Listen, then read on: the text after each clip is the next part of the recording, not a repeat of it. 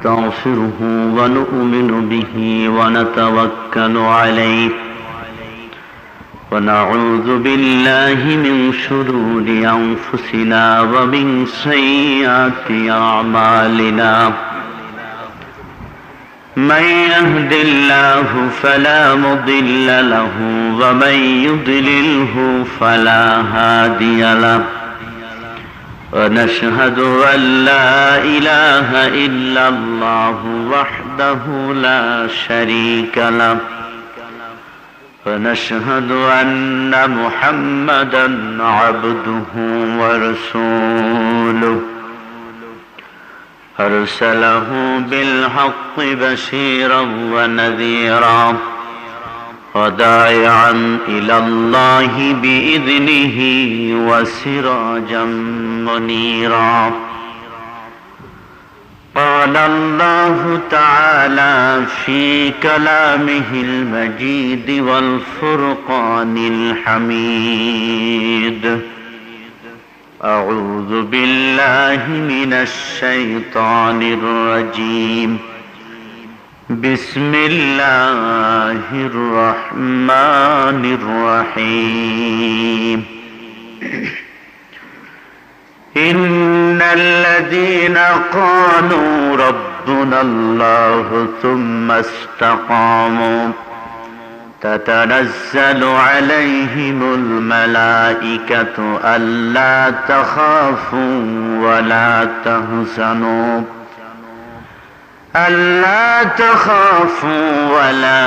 تهزنوا وأبشروا بالجنة التي كنتم توعدون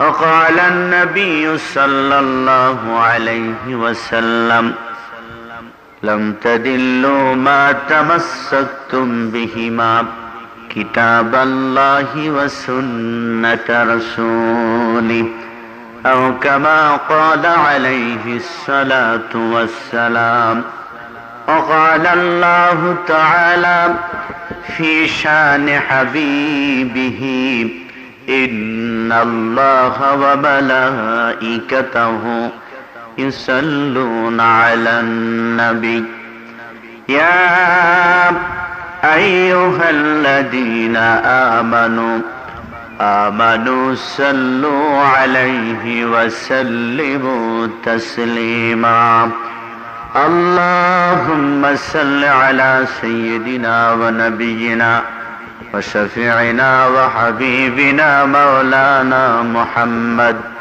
صلى الله عليه وعلى آله وأصحابه وبارك وسلم شكل پڑھی اللهم صل على سيدنا ونبينا وشفيعنا وحبيبنا مولانا محمد صلى الله عليه وعلى آله وأصحابه وبارك وسلم بلغ العلا بكماله كشف الدجى بجماله حسنت جميع خصاله صلوا عليه وآله بلغ العلا بكماله كشف الدجى بجماله حسنت جميع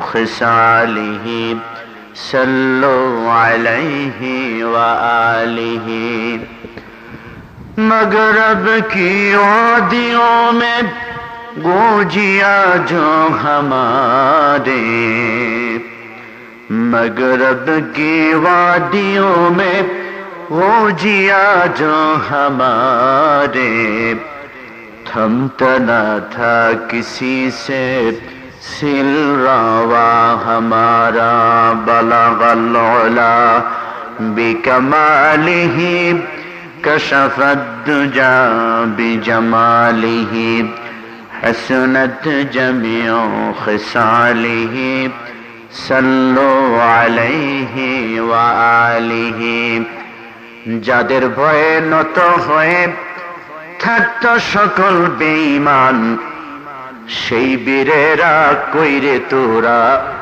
কোথায় গেল সেই ঈমান?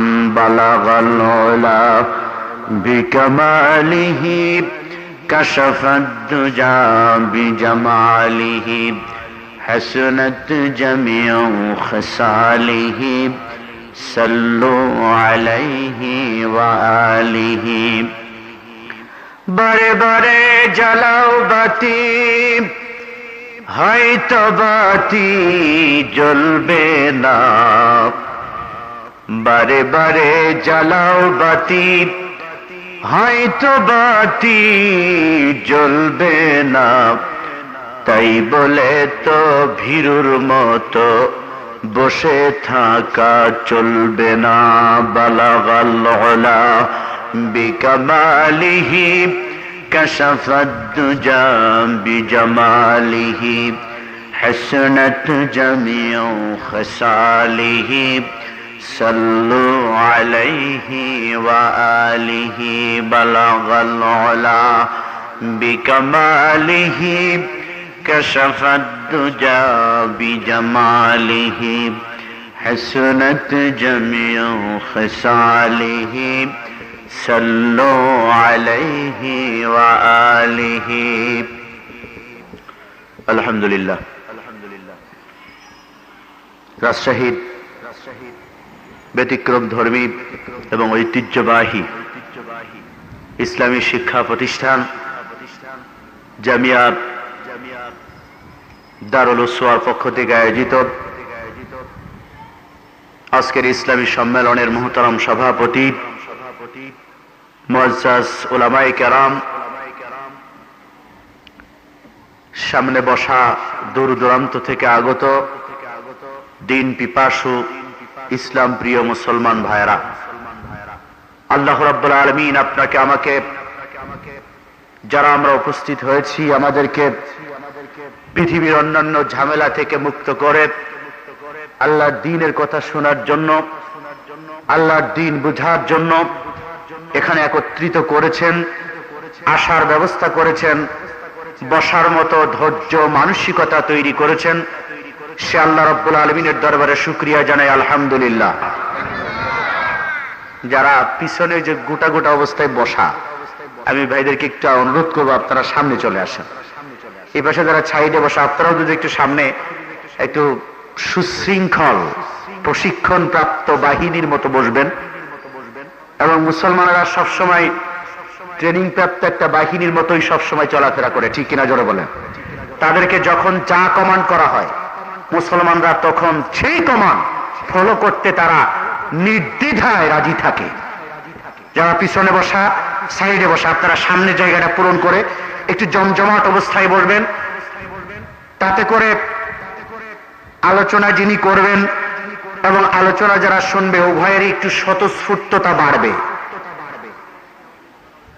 একটু উৎসাহ বাড়বে, উদ্দীপনা বাড়বে। হতে পারে আজকের এই ছোট্ট সময়টুকু আমাদের জীবনের সৌভাগ্যের দ্বার খুলে দিতে পারে, আমাদের জীবনের মোড় ঘুরিয়ে দিতে পারে, আমাদের মন মানসিকতায় বিপ্লব এনে দিতে পারে। পারে কি পারে না জোরে বলেন? সকলে আমার কথার একটু জবাব দিয়েন, পারে না? পারে না? ছোট্ট একটু আলোচনার দ্বারা গোটা জীবনের মোড় ঘুরে যেতে পারে, জাহান্নামী মানুষটা জান্নাতের দিকে ধাবিত হতে পারে না? পারে না জোরে বলেন? পারে। সে কারণে যারা রাস্তায় দাঁড়ানো দোকানে আড্ডা দিচ্ছেন সকলকে আমি আবদার করব ভিতরে এসে বসার জন্য। অনেকে আবার থার্মোমিটার নিয়ে আসছে, টেস্ট করতেছে দূরে দাঁড়ায়া, যে শুনলাম কণ্ঠশিল্পী, তো আওয়াজটা যদি সাবিনা ইয়াসমিনের মতো হয়, রুনা লাইলার মতো হয়, আইয়ুব বাচ্চু, জেমস হাসান, মমতাজ, আসিফদের মতো হয়, তাহলে বসবো। আর তা না বসলে, তার ওরকম যদি না লাগে মজা, তাহলে আবার জায়গার জিনিস জায়গায় চলে যাব। উনি আবার টেস্ট করার জন্য আসছে।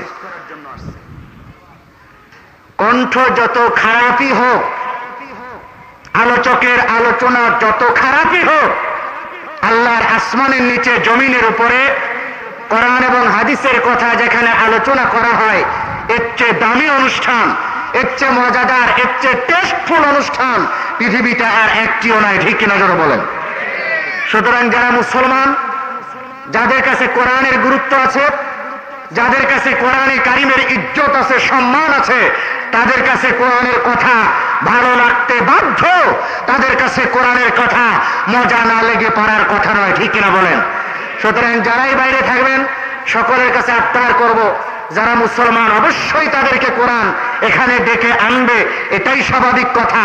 আর যদি ডেকে আনতে না পারে, কোরআন যদি আপনাকে আকর্ষণ করতে না পারে, বুঝবেন কোরআনের কোনো দোষ নাই, কোরআনের আকর্ষণ নষ্ট হয় নাই, বরং আপনার কপাল পুড়েছে, ঠিক কিনা বলেন?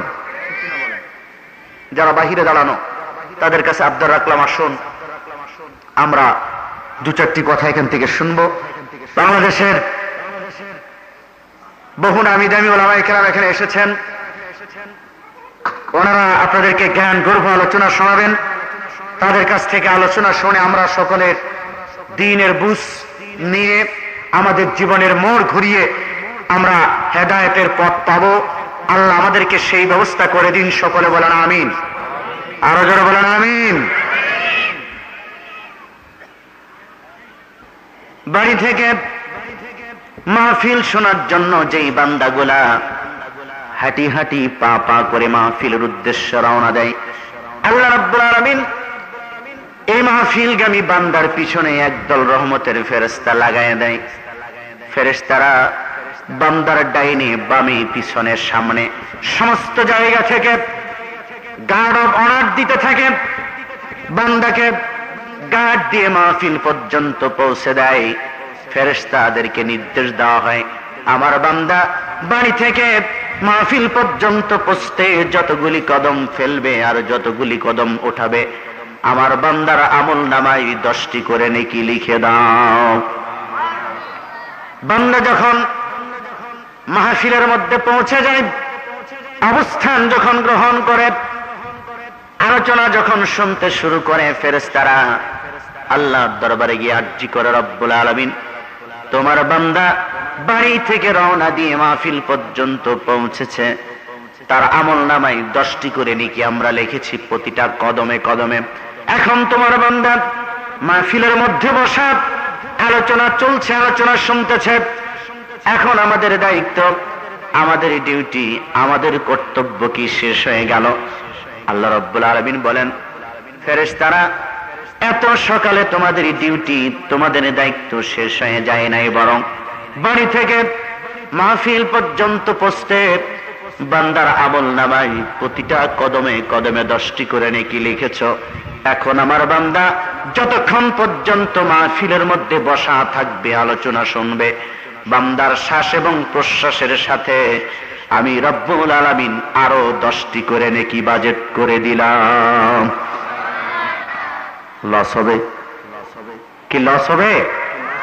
যারা বসে থাকবো তাদের লস হওয়ার কোনো সম্ভাবনা নাই। প্রতিটা সেকেন্ড, প্রতিটা নিঃশ্বাস আমাদেরকে নেকি এনে দিবে, নেকির বস্তাটা ভর্তি করে দিবে।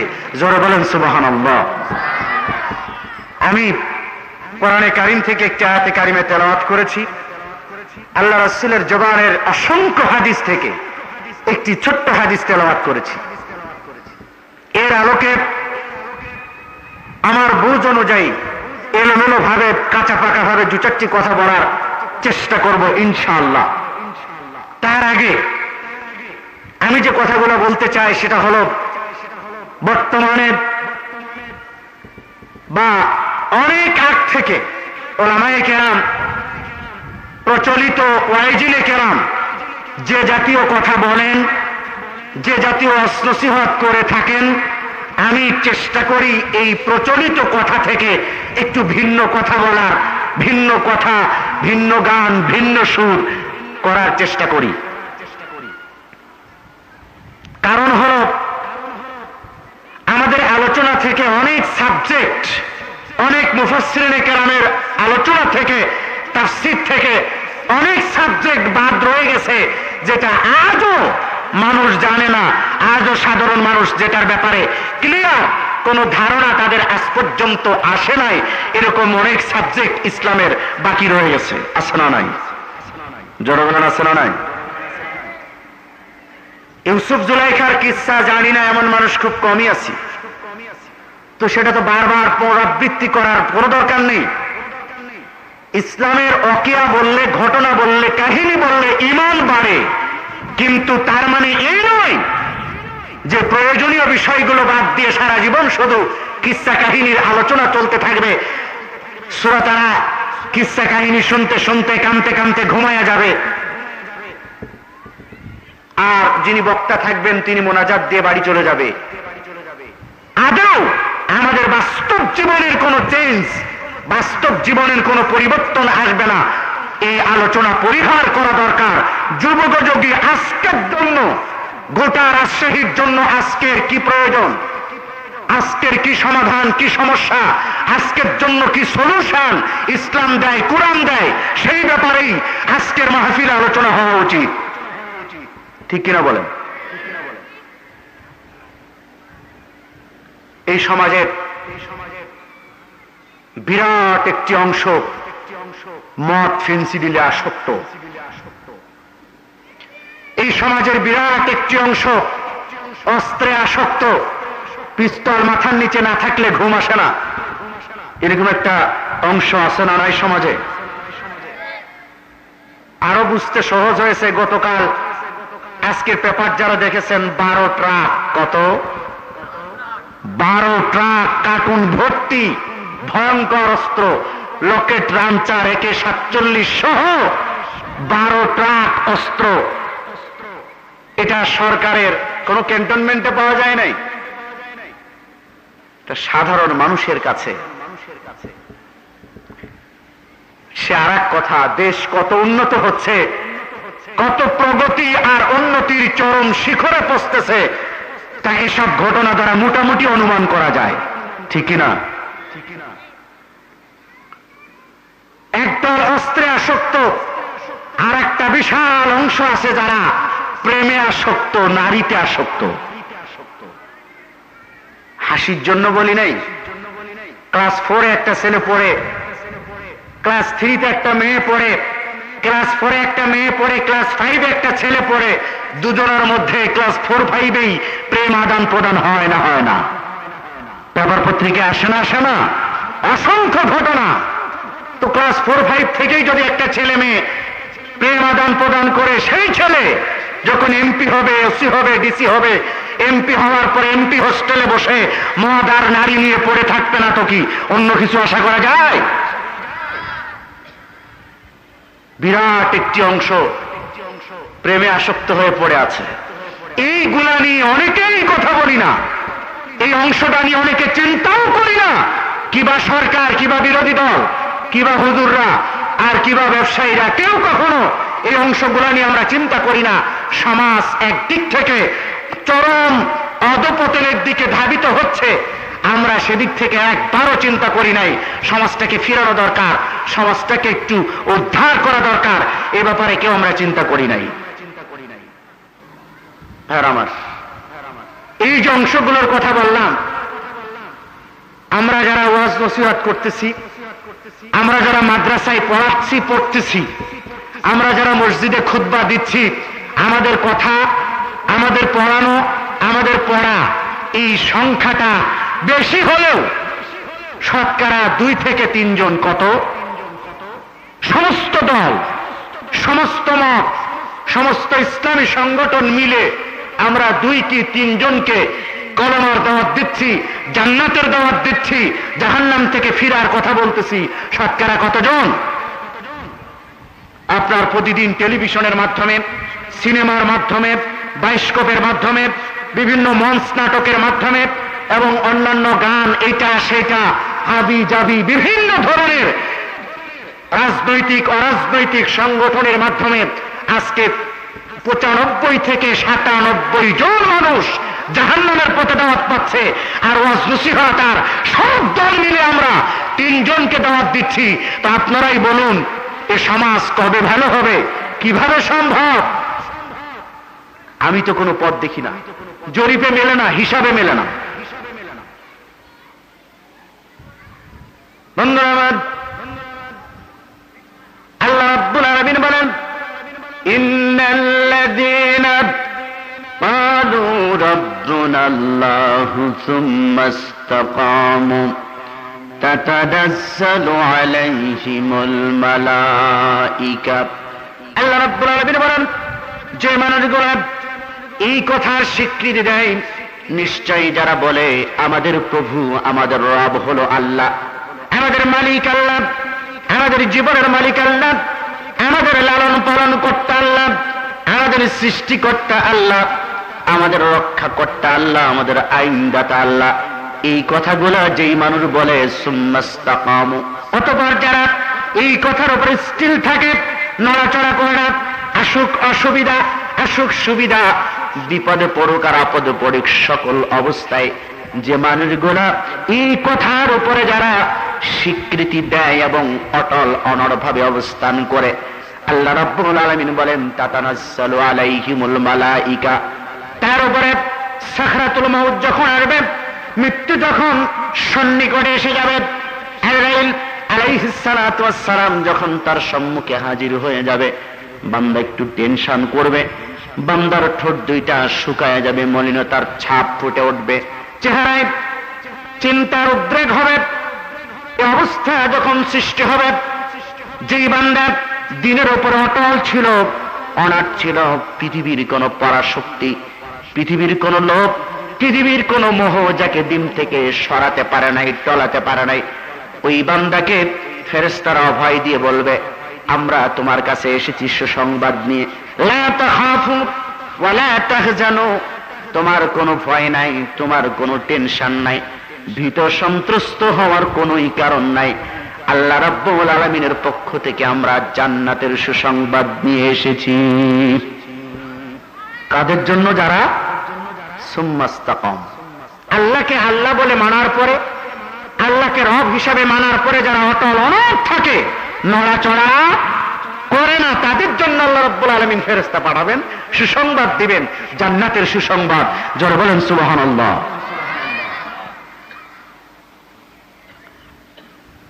আজকে ইসলাম সম্পর্কে, দ্বীন সম্পর্কে, কোরআনে কারীম সম্পর্কে চরম খণ্ডিত ধারণা বিরাজ করতেছে। আমার কথা বুঝতেছেন আপনারা? মাইকে কোনো সমস্যা হয় না তো? বোঝা যাচ্ছে? চরম খণ্ডিত ধারণা বসবাস করছে, বিরাজ করতেছে আমাদের ভিতরে। আমরা ইসলাম সম্পর্কে যে ধারণা রাখি, এই ধারণার দ্বারা আদৌ আমরা মুক্তি পাবো, নাজাত পাবো বলে আমার বিশ্বাস হয় না। ইসলাম মানে হলো, আজান হয়েছে, প্যান্টের থেকে টুপিটা বের করে মাথায় দিলাম, 3 রাকাত 4 রাকাত 2 রাকাত নামাজ ইমাম সাহেবের পিছনে পড়ে আবার বের হয়ে চলে আসলাম। যতটুকু নামাজের মধ্যে ছিলাম, মসজিদের ভিতরে ছিলাম, অতটুকু হলো ইসলাম। আর বাইরে বের হওয়ার পরে it is my personal matter, এটা আমার ব্যক্তিগত ব্যাপার, এখানে ইসলামের কোনো হস্তক্ষেপ নাই। অনেকের ধারণা এরকম কিনা? আমার কথা বুঝতেছেন না? অনেকের ধারণা হলো ইসলাম মানে হলো সপ্তাহে একদিন জুমায় গিয়ে হাজিরা দেওয়া। অনেক ভদ্রলোকেরা মসজিদে ওঠার সময় প্যান্টের 2 ভাঁজ গুটায়া, টাটুর নিচে ছিল তো আগে, প্যান্টের 2 ভাঁজ গুটায়া মসজিদের সিঁড়িতে ওঠা শুরু করে। আমি ধারণার কথা বলতেছি, খণ্ডিত ধারণা, কি চরম খণ্ডিত ধারণা তারা বসবাস করে, বিরাজ করে তাদের মনের ভিতরে। তারা মনে করে আল্লাহরে খুব ভক্তি করতেছি আমি। আপনারাই বলেন, টাকটু নিচে কাপড় পরা শুধু মসজিদে ওঠার সময় হারাম না সব সময় হারাম? সকলে বলেন সব সময় হারাম না মসজিদে ওঠার সময় হারাম? তো আপনি মসজিদে ওঠার সময়, সিঁড়িতে ওঠার সময় প্যান্টের 2 ভাঁজ গুটায় কি বুঝাতে চান আল্লাহরে? আমি খুব ভালো ভক্তি করি আপনাকে, আপনাকে খুব ভয় করি, আল্লাহ সম্ভবত একটু পাগল। নাউযুবিল্লাহি মিন যালিক। কি বুঝাতে চাই আমরা ইসলাম দিয়ে? কি বুঝাতে চাই আমরা আল্লাহকে? শবে বরাত আসলে, শবে কদর আসলে, মার দেওয়া পাঞ্জাবি যায়, দামি দামি যায় নামাজ বগলে নিয়া খাসি ছাগলের মতো মসমস করতে করতে মসজিদে ঢোকে।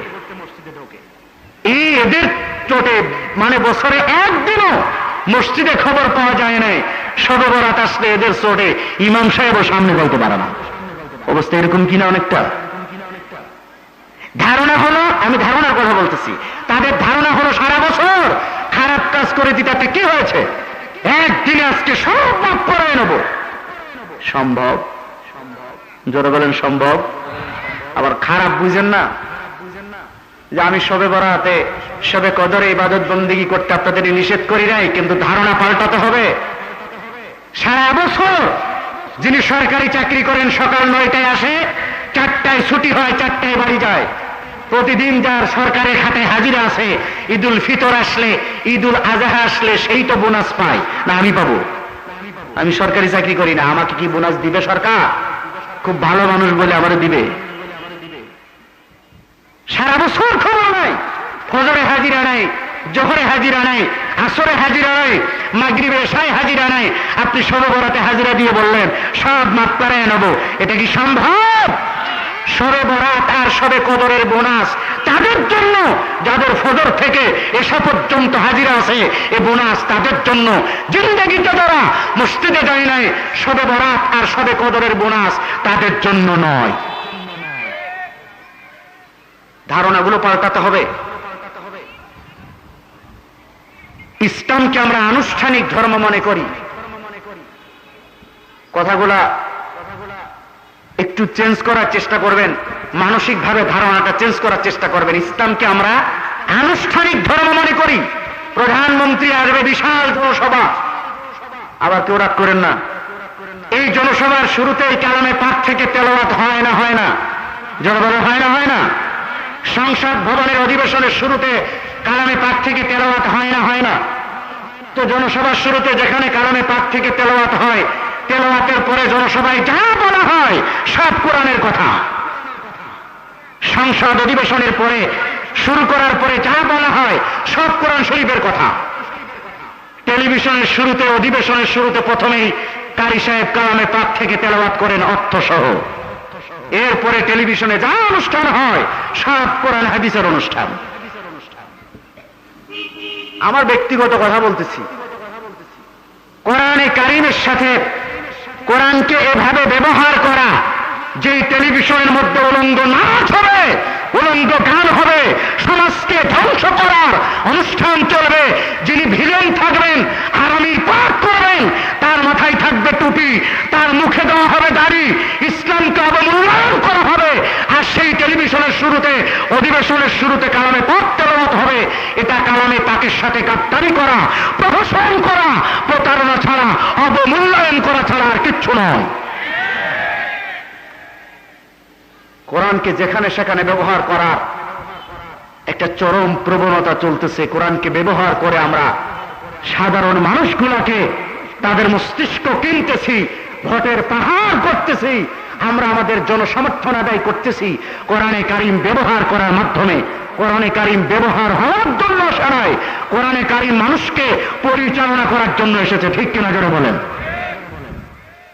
এই জাতীয় খণ্ডিত ধারণা আরো আছে, আরো আছে এরকম খণ্ডিত ধারণা। আনুষ্ঠানিক ধর্ম ইসলাম নয়, আনুষ্ঠানিক ধর্ম বাংলাদেশে নয়, শুধু বিশ্বে কিছু আছে।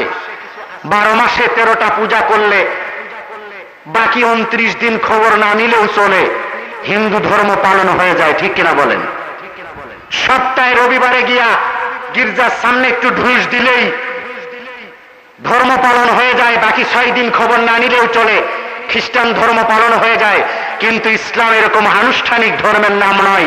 ইসলাম বাথরুমে ঢুকতে কিভাবে ঢুকবে, বের হবে কিভাবে, কথা কিভাবে বলবে, কিভাবে শেষ করবে, কিভাবে খাবে, কিভাবে চলবে, সমস্ত ব্যাপারে ইসলাম ডিরেকশন দেয়, ইসলাম কমান্ড করে। এর বাইরে যাওয়ার সুযোগ মুসলমানের নাই। ঠিক কিনা যারা বলেন? সুতরাং ইসলাম আনুষ্ঠানিক ধর্ম নয়। ইসলাম গোটা জিন্দেগিতে এটা ব্যবহার করার মতো, প্রয়োগ করার মতো ধর্ম। এটা আনুষ্ঠানিকতার জন্য এটা আসে নাই। ভাইরা আমার, আমরা যারা সমাজ নিয়ে চিন্তা করি, আমরা যারা রাষ্ট্র নিয়ে চিন্তা করি, তারা সমাজকে সংশোধনের জন্য, রাষ্ট্রকে সংশোধনের জন্য, এই অবস্থা থেকে মানুষকে উত্তরণের পথ হিসাবে আমরা চিন্তা করি। ভিন্ন ভিন্ন মতবাদ, ভিন্ন ভিন্ন থিওরি নিয়ে চিন্তা করি।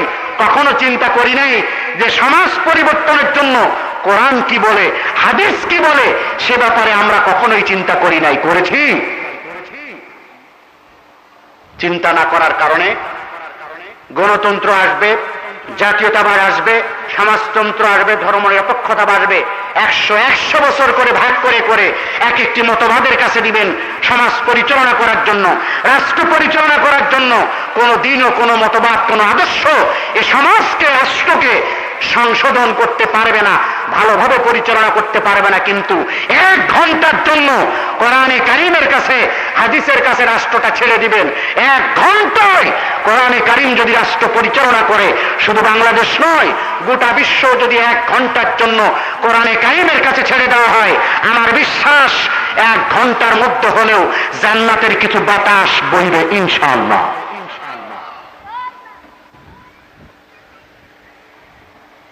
যে মানুষগুলা আল্লাহকে রব বলে মানে, স্বীকৃতি দেয়, আমি এই কথার উপর আলোচনা করতেছিলাম।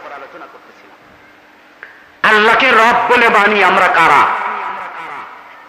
কে কে রাজি আল্লাহকে রব মানতে? আল্লাহকে রব মানেন না এরকম কেউ আছে নাকি?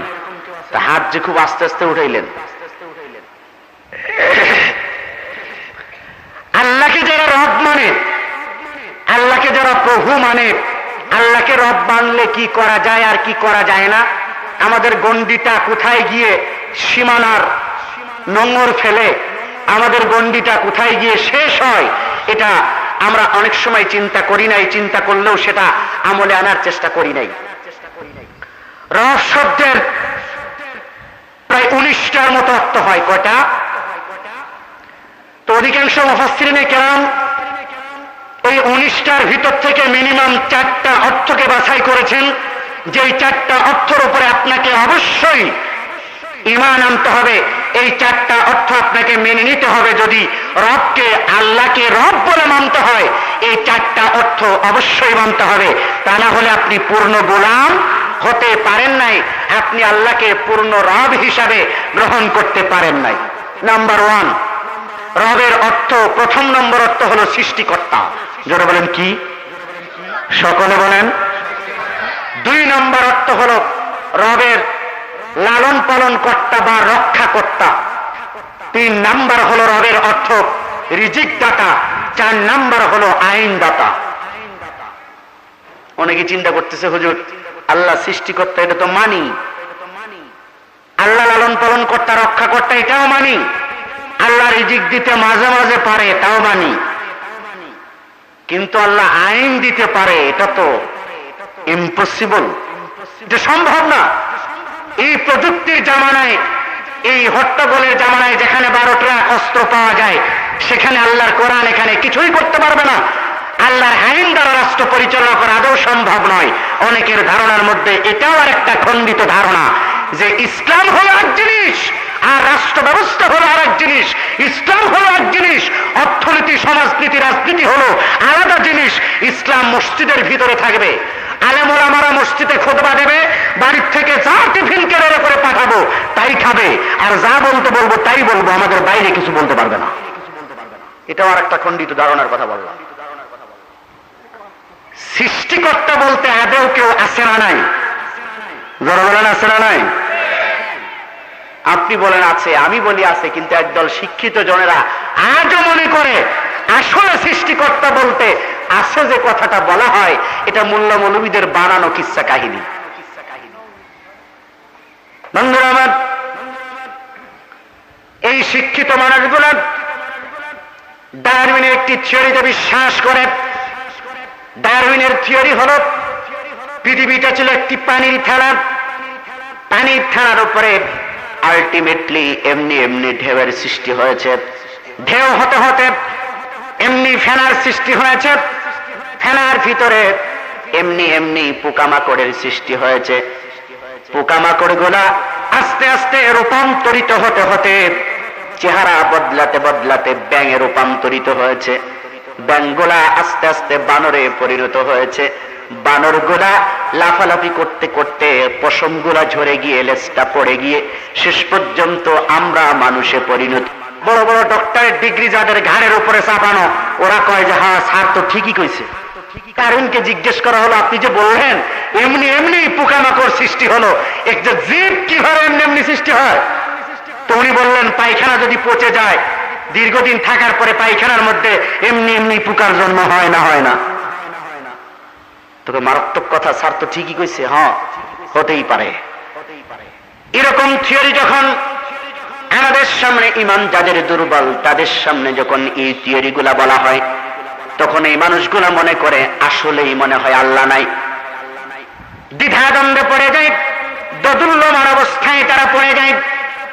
আমি একটু নির্দেশ করব, হযরত ইমামে আজম আবু হানিফা রাহমাতুল্লাহ আলাইহি গোটা বিশ্ববাসীর জন্য যেই জবাব নাস্তিকদের বিরুদ্ধে সৃষ্টিকর্তা আছে না নাই, এই প্রশ্নের যে জবাব ইমামে আজম, ইমাম সাহেব বলে, মসজিদের মধ্যে বসে নয়, আমার খানকার মধ্যে বসে নয়, চলো আমরা লক্ষ লক্ষ মানুষকে দাওয়াত দেওয়া লাগবে, প্রশাসনে যারা থাকবে তাদেরকেও দাওয়াত দেওয়া লাগবে, স্টাম্পের উপরে লেখালেখি হয়ে যাক। আমি যদি আপনাদেরকে বুঝাতে পারি, গোটা বিশ্বের মানুষের কাছে যদি জবাব দিতে পারি, তাহলে তোমরা আমার দলে আসবে। আর যদি সৃষ্টিকর্তা কেউ আছে এই কথা যদি প্রমাণ করতে না পারি, তাহলে তোমরা আমাদের দলে চলে আসবে, আমিও তোমাদের দলে চলে যাব। লেখালেখি হয়ে গেল। ধরে নিন আগামী শুক্রবার সকাল 10টায় মোনাজারা হবে, তর্ক বিতর্ক অনুষ্ঠান শুরু হবে। উভয় পক্ষ দলিলাদিল্লা নিয়ে উপস্থিত হবে, উভয় পক্ষের সরদারেরা, লিডারেরা। 10টা বেজে গেল। এক প্রান্তে হাজার হাজার মুসলমানেরা উপস্থিত, অন্য প্রান্তে হাজার হাজার নাস্তিকের দলেরা উপস্থিত। উভয় প্রান্তে টালমাটাল অবস্থা। কিন্তু 10টা বেজে পার হয়ে গেল, আবু হানিফার কোনো খবর নাই।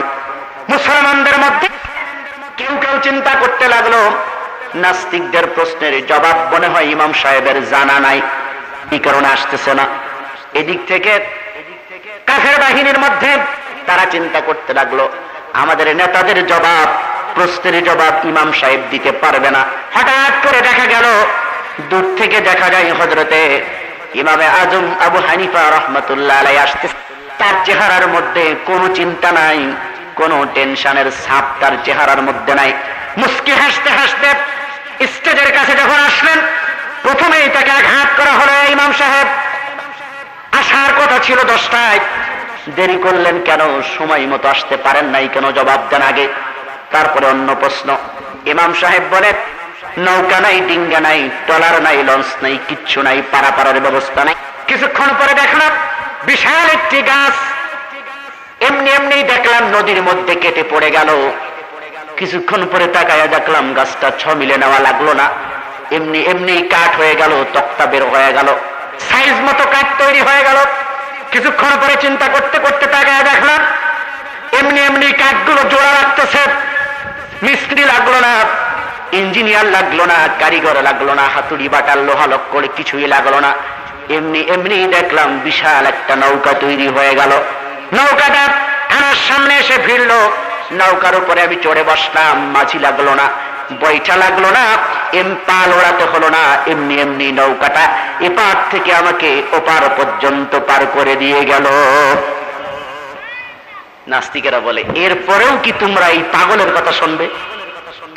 পাগল এমনি কখনো গাছ ফাড়াই হয়? এমনি কখনো নৌকা তৈরি হয়? এমনি কখনো একটা খরস্রোতা নদী পার হয়ে এপারে নৌকা আসতে পারে না। এ মুসলমানেরা, আর এই পাগলের কথা তোমরা শুনবে না। এই পাগল থেকে তোমরা সাবধান। এর মাথায় কিচ্ছু নাই। টুপি পড়তে পড়তে, পাগড়ি পেঁচাইতে পেঁচাইতে গেলু গোলে সব সরিষার তেল হয়ে গেছে। আমরাও তো তাই মনে করি নাকি? মোল্লা মৌলবীরা কিচ্ছু বোঝে না, সব পাগল। যারা বুদ্ধিমান, যাদের মাথায় বুদ্ধি আছে, তারা দেখবেন সকালে একবার শেভ করে, বিকালে একবার শেভ করে। এটা তো বুদ্ধিমানের কাজ, ঠিক কিনা? ডাক্তারদের কাছে জিজ্ঞেস করবেন, চিকিৎসাবিদ যারা, তাদের কাছে জিজ্ঞেস করবেন, অতি সত্য যতবার আপনি শেভ করবেন ততবার আপনার চোখের জ্যোতি নষ্ট হবে, ততবার আপনার যৌন ক্ষমতা কমবে। ডাক্তারদের কাছে জিজ্ঞেস করেন। তো যারা নিজের সর্বনাশ নিজে ডেকে আনে, এটা তো বুদ্ধিমান হতে পারে না। বুদ্ধিমান হতে পারে? আর অতি বুদ্ধিমান কিছু যুবকেরা আমাদের সমাজে আছে, এত টাইট প্যান্ট পরে, পিছন থেকে তাকালে মনে হয় দুইটা সুপারি গাছ দাঁড়ানো। কথা বুঝে আসে নাই? এরা হলো বুদ্ধিমান। আর যারা পাগল, এরা মুখ ভর্তি দাড়ি, গরমের সময় বিরাট বড় জুব্বা, বিরাট বড় পাগড়ি পেঁচায়া মাথা কষে বাঁধে রাখে। এগুলো তো একটাও বুদ্ধি নাই, পাগল বলেই তো এটা করে, নাকি বলেন আপনারা? কিছুই বোঝে না এরা। যারা একটু মাদ্রাসায় লেখাপড়া করে, মাদ্রাসায় লেখাপড়া করায়, এরা কিচ্ছু বোঝে না। ভাই আপনি ভুল করতেছেন, এত সুন্দর ব্রিলিয়ান্ট ছেলেটা আপনি মাদ্রাসায় দিলেন, ওকে ডাক্তারি পাস করাবেন, ওকে ইঞ্জিনিয়ার করাবেন, ওকে প্রকৌশলী বানাবেন, কত কিছু বানাবেন হাবি দাবি। পৃথিবীতে এমন কোন ধর্মগ্রন্থে, রাসূলের কোন হাদিসে, আল্লাহর কোরআনের কোন আয়াতে এমন কথা নাই কোথাও যে একজন ইঞ্জিনিয়ার কাল কিয়ামতের ময়দানে 10 জন জাহান্নামীকে টেনে জান্নাতে নিয়ে যেতে পারবে। দেখাতে পারবেন একটা আয়াত, দেখাতে পারবেন একটা হাদিস? কিন্তু এমন কথা আছে, ওই যাকে আপনি অবহেলা করেন, যেটা মোটে ডেলিভারি হচ্ছিল না, ওইটা মানত করছে, আল্লাহ যদি বাইরে হয় তাইলে মাদ্রাসায় দেবো। অবস্থা এরকম কিনা? আমরা তো ওয়েস্টেজ সব রিজেক্ট মাল যেগুলা, সেগুলাই আজকে কথা বলতেছি, সেগুলাই মাদ্রাসায় পড়ছি। আর ভালোগুলা মাদ্রাসায় পড়লে আল্লাহ জানে কি না হইতো। কি আপনারা কি মনে করেন? যেগুলা টুপি দাড়ি পরে আর সারা বাংলাদেশ যারা চিল্লায় বেড়ায়, এগুলো সব ওয়েস্টেজ।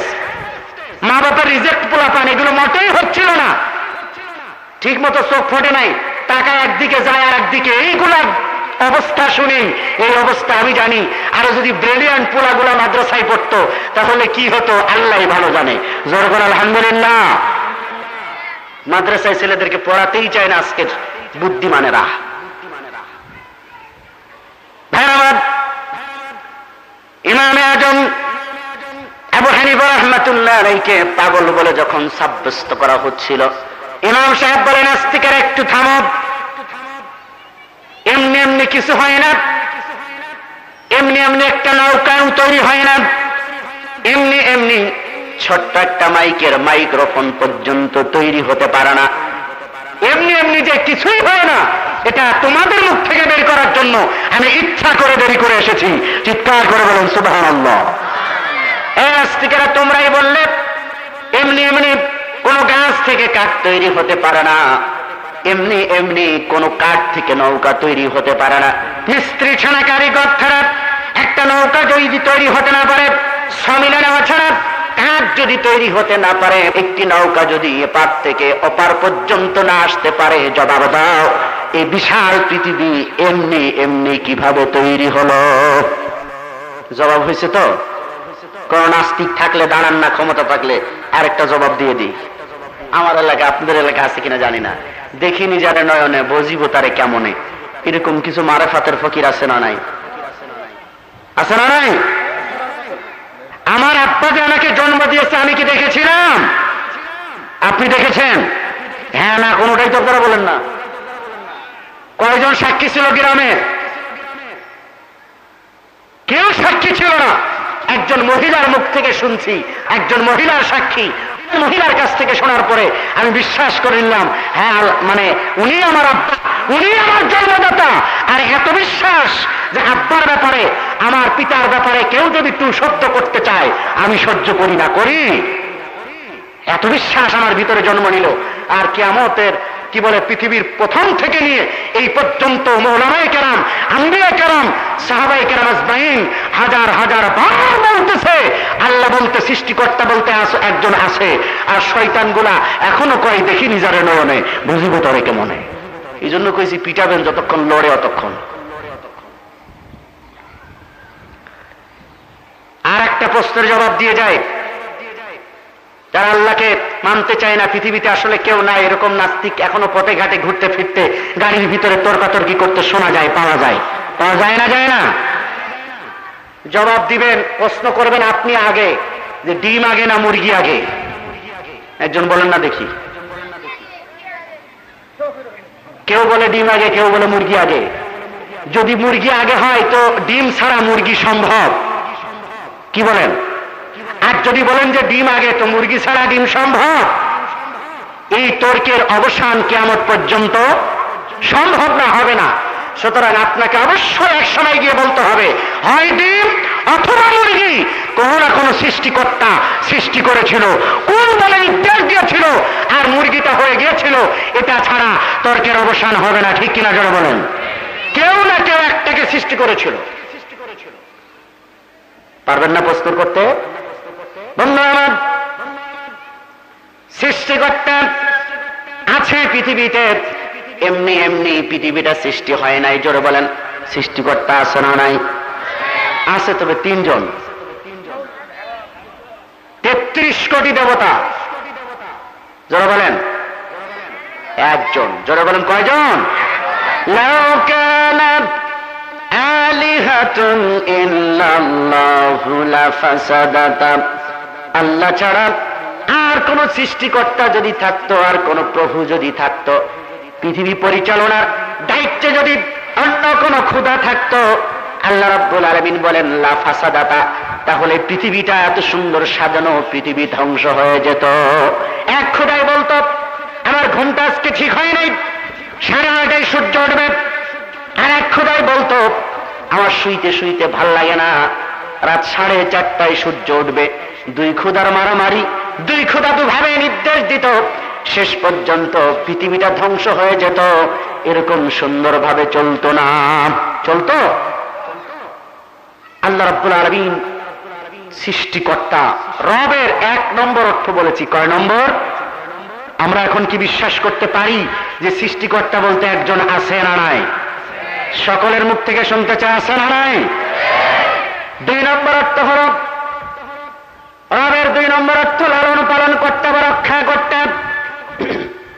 পৃথিবীর 7 মানুষ একদিকে যদি অবস্থান নেয়, আর আমার আল্লাহ যদি আমার পক্ষে থাকে, তারপরে আমার আল্লাহ আমাকে লালন পালন করতে, আমাকে রক্ষা করতে আমার আল্লাহ পারে না? পারে না? বিশ্বাস যাদের আছে, লালন পালন আল্লাহ করতে পারে না। এক জাতীয় মানুষ সব বিশ্বাস করলেও ভিতরে ভিতরে চিন্তা করে, আমার 10টি সন্তান, এই 10টি সন্তানের লালন পালন করার দায়িত্ব মনে হয় আমার। আর সন্তানকে লালন পালন করতে গিয়ে আল্লাহর নাফরমানিও করতে যদি লাগে, আল্লাহর আদেশের বাইরেও যদি যাওয়া লাগে, নামাজ যদি কামাই করা লাগে, নাফরমানি করেও হলেও, আল্লাহর নির্দেশের বাইরে হলেও সন্তানগুলোকে লালন পালন করার জন্য সে ইনকাম করতে শুরু করে না? করে না? বন্ধুরা, ওই যে সন্তানগুলি লালন পালন করার দায়িত্ব আপনার নয়। আপনি তাদের রাখাল হিসাবে, আপনি তাদের একজন পরিচালক হিসাবে দুনিয়াতে আল্লাহ পাঠিয়েছে। আপনার নেতৃত্বে ওই মানুষগুলাকে আল্লাহ দুনিয়াতে পাঠিয়েছে।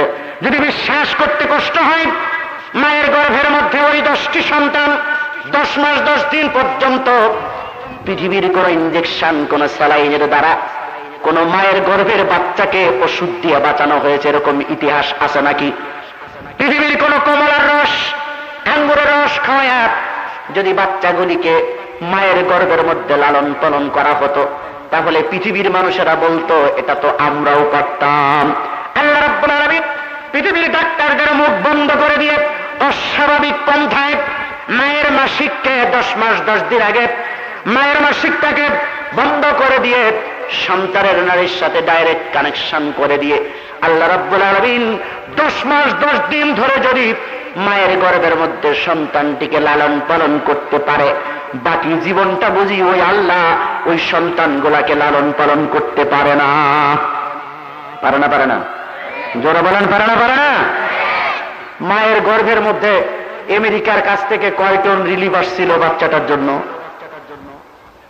অনেকে মনে করে, আবার আমেরিকার কথা বললাম, অনেকে চিন্তা করে যদি এত চিল্লা আমেরিকার বিরুদ্ধে করেন, আমেরিকার সাহায্য ছাড়া কি আর বাংলাদেশ চলে? অনেকে এরকম বলে না? বলে না? জোরে কর নাউজুবিল্লাহ। আপনি মুশরিক হয়ে গেছেন, আপনি মুশরিক হয়ে গেছেন।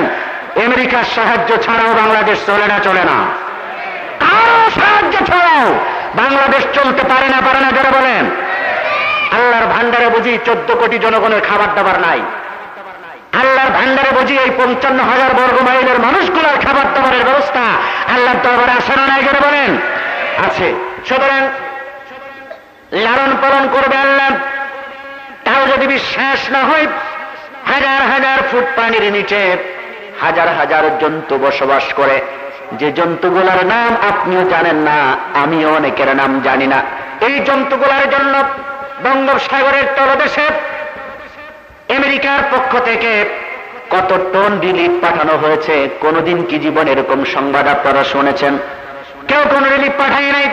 বর্তমান সরকার, বিরোধী দলীয় সরকার, যারা কোন সরকারের পক্ষ থেকে, কোন এনজিওর পক্ষ থেকে সাহায্য স্বরূপ বঙ্গোপসাগরের মাটির নিচে, বঙ্গোপসাগরের পানির নিচে, মাটির নিচে যে জীবজন্তুগুলা বসবাস করে, এই জীবজন্তুগুলার জন্য কোনদিন কোন সাহায্য পাঠানো হয়েছে না হয় নাই? কোনদিনও পাঠানো হয় নাই। ওরা বেঁচে আছে না নাই? আরেকটু যদি প্রমাণ করতে কষ্ট হয়, চিড়িয়াখানার মধ্যে যেই বাঘটা থাকে, ওই বাঘের সামনে ছাগলের গোশত রেডি, মুরগির গোশত রেডি, 3 জন 4 জন 5 জন তাকে খাদেম হিসেবে রাখা হয়েছে। তার চাকরি দিয়া এই বাঘটাকে দেখাশোনার জন্য 5 জন 6 জন কর্মচারী রাখার পরেও আপনাদের কাছে জানতে চাই, সুন্দরবনে যে এই বাঘটা একা একা ঘুরে বেড়ায়, সরকারের পক্ষ থেকে কোনো খাবার দেওয়া হয় নাই, কোনো কর্মচারী তার পিছনে রেডি রাখা হয় নাই। অনেক কষ্ট করে খাবারটাকে জোগাড় করতে হয়। আপনারা বলুন, চিড়িয়াখানার মধ্যে হাজারো খাবার রেডি করা অবস্থায় যেই বাঘটা বসবাস করে, ওই বাঘটার চেহারা ভালো না সুন্দরবনের বাঘটার চেহারা ভালো? কার চেহারা ভালো? লালন পালন। আর আমরা যে জোর করে লালন পালন করতে চাই খাঁচার মধ্যে ফেলায়া, এই কারণে ওর শরীরের অবস্থা এরকম। বন্ধুরা আমার, লালন পালনের মালিক কে জোরে বলেন? রক্ষা করার মালিক। আপনার চারিপাশে বসা থাকে, এমন অবস্থায় যদি আমার আল্লাহ চান, সকল ডাক্তারের সামনে থেকে আপনার জীবনটা নিয়ে নেবে, সকল ডাক্তারের সামনে থেকে আপনার রুহটা আল্লাহ রাব্বুল আলামিন কেড়ে নেবে। পৃথিবীর কোন ডাক্তার কি আপনার জীবন ঠেকাতে পারবে? পক্ষান্তরে একটি পিস্তলের নাল এই কানের মধ্যে, আরেকটি রিভলভারের নাল এই কানের মধ্যে, পিঠের দিকে একটা 47, সামনের দিকে একটা স্ট্যান্ড গান, এমন অবস্থায় যদি আপনার উপরে ধরা থাকে, আর অস্ত্রগুলার টেগার ওই সমস্ত মানুষের আঙ্গুলের নিচেই, যেই মানুষগুলা আপনাকে খুন করতে পারলে, আপনাকে হত্যা করতে পারলে তারা বেশি খুশি হয়ে যায়, এই মানুষগুলার আঙ্গুলের নিচে যদি অস্ত্রগুলার টেগার থাকে, এমন অবস্থায় আমার আল্লাহ যদি চান, সমস্ত অস্ত্রের সামনে থেকে, সমস্ত রকেট লঞ্চার আর স্ট্যান্ড গানের সামনে থেকে আমার বান্দাকে আমি আরো 1 মিনিট বাঁচায় রাখবো। জোরে সোরে জবাব দেন আমার আল্লাহ আরো 1 মিনিট আপনাকে বাঁচায় রাখতে পারবে না? পারবে না। 2 মিনিট, 1 ঘন্টা, 1 দিন, 1 বছর, যুগ যুগ ধরে সকল অস্ত্রের সামনে থেকে আমার আল্লাহ তার বান্দাকে বাঁচায় রাখতে পারে না? পারে না? জোরে বলেন। বন্ধুরা আমার, তারপরে যখন ডাক দিনে আল্লাহ আমি বিপদে পড়েছি, আমি মুসিবতে পড়েছি, ইল্লা আনতা সুবহানাকা ইন্নী কুনতু মিনাজ জালিমিন, যখন ইউনূস আলাইহিস সালাতু ওয়াস সালাম সমুদ্রের গভীর তলদেশ থেকে, মাছের পেটের মধ্য থেকে আল্লাহর কাছে যখন আস্থার সাথে চাইলেন, সহযোগিতা চাইলেন, কিয়ামত পর্যন্ত যত মানুষ আমাকে ডাকবে, ফাস্তাজাবনা লাহু ওয়া নাজ্জাইনাহু মিনাল গাম্মি ওয়া কাযালিকা নুনসিল মুমিনিন। আল্লাহ রাব্বুল আলামিন বলেন, যত অন্ধকারেই তারা পড়ুক না কেন, আমি আল্লাহ অন্ধকার থেকে তাদের মুক্তির ব্যবস্থা করে দেব। আল্লাযীনা জাহাদু ফিনা লানাহদিয়ান্নাহুম সুবুলানা। আল্লাহ রাব্বুল আলামিন বলেন, যে মানুষগুলো দ্বীনের উপর অটল থাকার জন্য, ইস্তেকামতের সাথে বলিষ্ঠভাবে দ্বীনের উপরে অবস্থান করার জন্য যে মানুষগুলা চেষ্টা করে, জিহাদ করে, সংগ্রাম করে দ্বীনের উপরে থাকার জন্য, দুনিয়ার সকল মানুষেরা তাদের পথটা যদি বন্ধ করে দিতে চায়, পৃথিবীর সকল কাফের বেদিনেরা তার পথটাকে যদি সংকীর্ণ করে দিতে চায়, স্তব্ধ করে দিতে চায়, রুদ্ধ যদি করে দিতে চায়, আল্লাহ রাব্বুল আলামিন বলেন, লানাহদিয়ান্নাহুম সুবুলানা, পথ যদি আমার বান্দা হারিয়ে ফেলে, অন্ধকারে যদি নিমজ্জিত হয়ে যায়, আমি আল্লাহ আমার বান্দার জন্য হাজারো রাস্তার ব্যবস্থা করে দেব। আস্থা থাকতে হবে, আস্থা। ইব্রাহিমের কাছে জিবরাইল আমিন এসে বলতেছে, আগুনের মধ্যে পড়লেন আপনি, আমি আপনাকে বাঁচাই দিতে পারবো। ইব্রাহিম কি জিবরাইল আলাইহিস সালাতু ওয়াস সালামের কাছে সাহায্য চেয়েছেন? উনি বলেছেন তোমার কাজ এটা নয়, তোমার যদি কোনো সংবাদ থাকে তাহলে কয়ে যাইতে পারো, আগুন থেকে বাঁচানোর কাজ হলো আল্লাহ। এই আস্থার সাথে এরকম জবাব আর এই আস্থার সাথে যদি আল্লাহর কাছে চাওয়া যায়, আল্লাহ আমাদেরকে বাঁচাতে পারে না? পারে না? আরো জোরে বলেন, বাঁচাতে পারে না? পারে না? বন্ধুরা আমার, হাজার হাজার ইতিহাস আছে। মুসাকে আসতে দেওয়া হবে না, জোরে বলেন, এসেছে না আসে নাই? কোন বন জঙ্গলের ভিতরে পালিয়ে নাই, অন্য কোনো জায়গায় নাই, স্বয়ং ফেরাউনের হাতের মধ্যে, ফেরাউনের স্ত্রীর কোলের মধ্যে, ফেরাউনের স্ত্রীর কোলে, ফেরাউনের হাতে উপরে, ফেরাউনের কোলের উপরে নাদুস নুদুস চেহারার মানুষটা লালন পালন করায়া, ফেরাউনের দ্বারা পায়খানা পরিষ্কার করায়া, ফেরাউনের দ্বারা পিসাব লাগায়া চাইল, নমরুদ চাইল ইব্রাহিমকে আসতে দেওয়া হবে না, জন্ম নিয়ন্ত্রণ আইন পাশ করা হলো, হরতাল চলবে, অসহযোগ চলবে, কোন স্বামী স্ত্রীর কাছে যেতে পারবে না, আর যা ডেলিভারি হবে সব গলা টিপে হত্যা। সুতরাং ইব্রাহিম